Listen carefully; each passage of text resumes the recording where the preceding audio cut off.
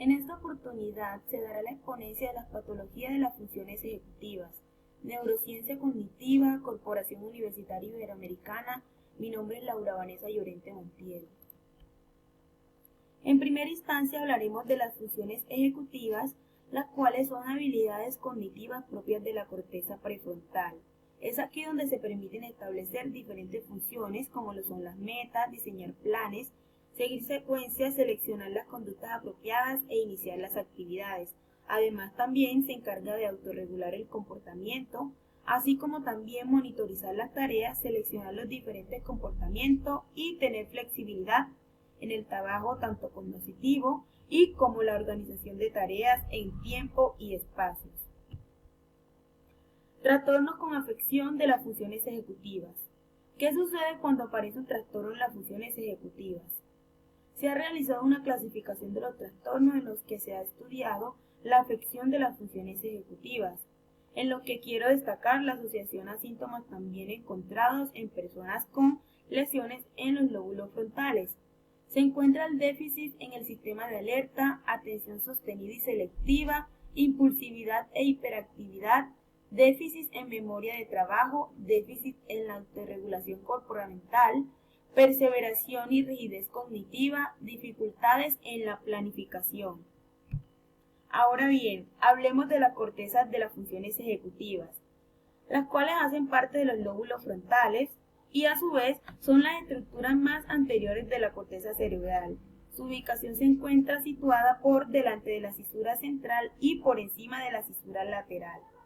Hago referencia a la corteza orbitofrontal, la corteza dorsolateral y la ventromedial. La corteza orbitofrontal se encuentra estrechamente relacionada con el sistema límbico. Su función principal es el procesamiento y regulación de emociones y estados afectivos, así como también la regulación y el control de la conducta. La corteza dorsolateral es la región más grande y filogenéticamente más nueva de la corteza frontal. Esta a su vez se divide en 4 áreas principales, como lo es la corteza motora, la premotora, la dorsolateral y anterior. Por último, la corteza ventromedial, implicada en la toma de decisiones emocionales. Esto es debido a su participación en el aprendizaje de inversión afectivo, la propensión al riesgo y la impulsividad. Dentro de las patologías presentadas en esta corteza frontales, de las funciones ejecutivas se inicia con la corteza orbitofrontal, la cual tiene que ver con los cambios de personalidad. Aquí se produciría por una lesión a cualquier nivel de circuito orbitofrontal, pero especialmente por lesión de las áreas basales 11 y 12 de Brodmann. Se asocia con desinhibición, conductas inapropiadas, irritabilidad, labilidad emocional, la distractibilidad y dificultades para responder a señales sociales. Los pacientes generalmente presentan las siguientes afecciones. La conducta desinhibida, las cuales son conductas inapropiadas en su naturaleza o en el contexto social en el que se presentan. Aquí existen fallas en el control de los impulsos, donde se puede ver agresividad sin motivo y además la bulimia. Síndrome de dependencia ambiental, descrito inicialmente por este autor en 1986, el cual incluye la tendencia a imitar al examinador, es decir, una conducta de imitación y de utilización. Sentido de humor, conocido clásicamente como moria. En este caso, el paciente parece divertirse con lo que nadie le hace gracia. Sin embargo, también puede suceder el caso en que existe una incapacidad para captar el sentido de un chiste. Desorden de autorregulación. Existe una dificultad en la regulación de las conductas de acuerdo a los requerimientos y objetivos internos. Aquí surge la inhabilidad de mantener una representación de sí mismo y de utilizar información para inhibir estas respuestas inapropiadas. Dentro de las etiologías más frecuentes encontramos el traumatismo de cráneo cerrado. Se ve comprometida la superficie arbitraria y el polo frontal. Estas son regiones que se lesionan con más frecuencia y se da en los traumatismos craneales por contacto con la base del cráneo sobre la que descansa. Ruptura de un aneurisma de la arteria comúnmente anterior. Es una causa común de síndrome frontal, pues la hemorragia puede causar un daño directo. Además, aquí el sangrado puede producir un espasmo en la región orbitofrontal. Tumores, los cuales pueden ser denominados meningiomas orbitofrontales. Estos provocan un cuadro de deterioro cognitivo que progresa lentamente subagudo. Estos síntomas no siempre son acompañados de signos neurológicos físicos, por lo que no siempre se puede consultar tempranamente al médico. Corteza dorsolateral.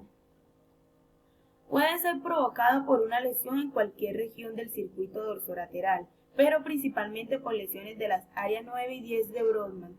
Aquí se produce una alteración a nivel cognitivo. Se presenta un trastorno en las siguientes funciones. Encontramos las funciones ejecutivas. Este es un grupo de funciones cognitivas. Estas, a su vez, sirven para coordinar capacidades. Son cognitivas básicas, emociones y para la regulación de respuestas conductuales frente a diferentes demandas del ambiente. Memoria de trabajo. Es la información que una persona es capaz de mantener. Esto hace referencia a la memoria a corto plazo. Alteraciones de memoria.